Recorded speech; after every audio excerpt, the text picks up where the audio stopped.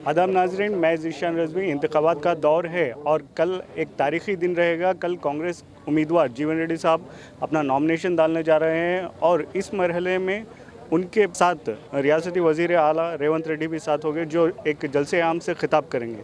इस जलसे की तैयारियों के जायज़े के लिए रियासती मुशीर बराए अक़लियती बहबूद व SC/ST मोहम्मद अली शब्बीर साहब यहाँ पर मौजूद हैं। आइए हम उनसे बात करते हैं। अस्सलाम वालेकुम।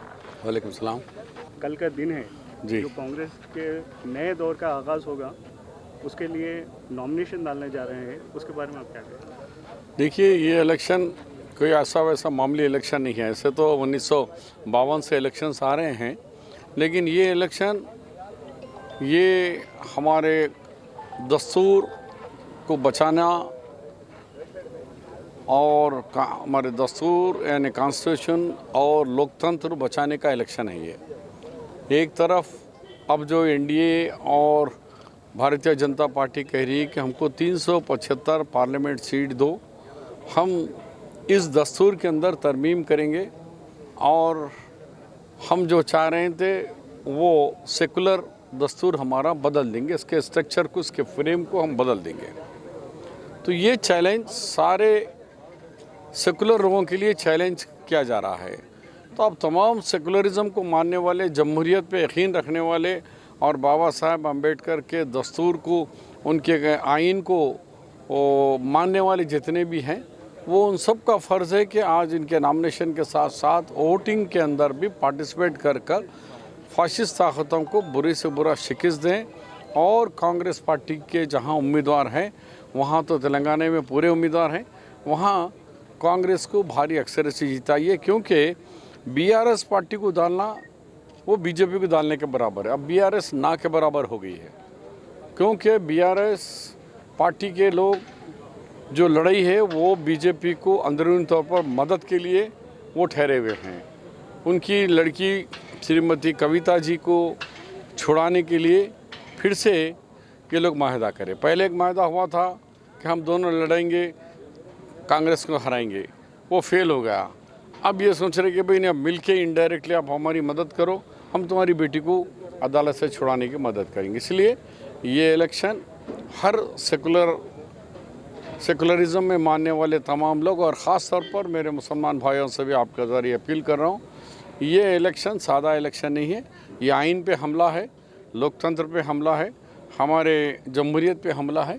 इस हमले को बचाने के लिए उठो, आओ और कांग्रेस के जहाँ भी फंक्शंस है और इलेक्शन के अंदर कामयाबी के लिए अपना पूरी ताकत जोर लगाओ। ये किसी एक फ़र्द के लिए, एक जीवन रेड्डी के लिए नहीं है, ये दस्तूर बचाने का इलेक्शन है, इसमें आप पार्टिसिपेट करिए। अब की बार 400 पार का नारा दिया है BJP ने।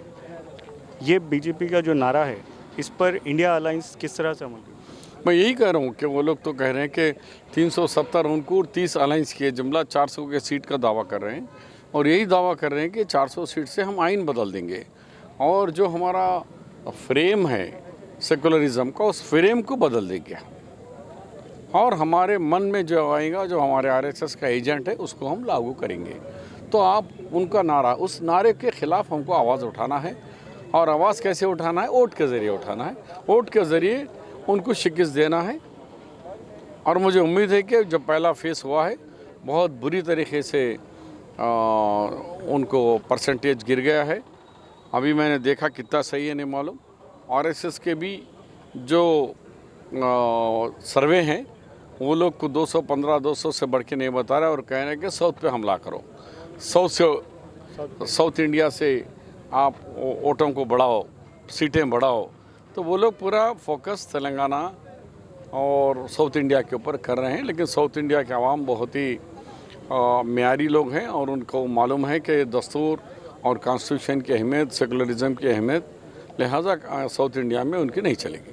अभी तक कांग्रेस की जानिब से थोड़े सीटों पर भी उम्मीदवारों का ऐलान करना बाकी है और नॉमिनेशन प्रोसेस भी स्टार्ट हो चुका है, इस पर आप क्या करें? सिर्फ 3 सीट बाकी है, हैदराबाद, करीमनगर और खम्मम सीटें। ये अब थोड़ी 1 घंटा 2 घंटे के अंदर अनाउंस हो रहे हैं। कल का जो प्रोग्राम है उसके बारे में कोई मैसेज?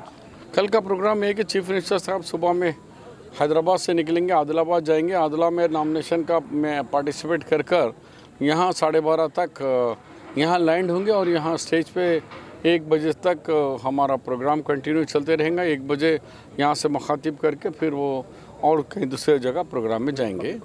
और मैं आपके ज़रिए तमाम सेकुलर ताकतों से अपील करता हूँ, और ख़ास तौर पर कांग्रेस यूथ कांग्रेस, NSY, सेवा दल, हमारे महिलाएं, बीडी के वर्कर्स और डाकरा महिलाएं, और भी हमारे अखिलेती शोबे के तमाम लोगों से अपील करता हूं कि इस प्रोग्राम को कामयाब बनाइए, इनके नॉमिनेशन को कामयाब बनाइए, और चीफ मिनिस्टर का जो उनका जो मैसेज है वो मैसेज हम ये 20 दिन के अंदर हर घर पहुंचाने की तैयारी करिए। कल आने वाले निज़ामाबाद के लोकसभा के इलेक्शन में हमारे हरदिल अजीज़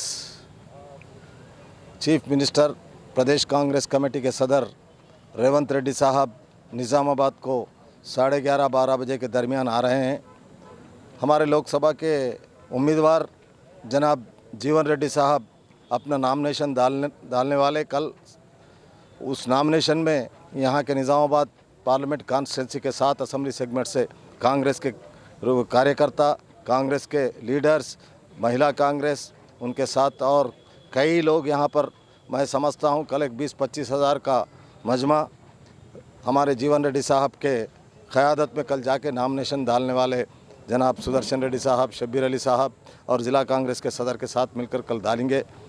लिहाजा मैं अपील करता हूँ कि यहाँ के लोगों से कल का जो नामिनेशन का सिलसिला है उसमें ज़्यादा से ज़्यादा तादाद में शिरकत करें।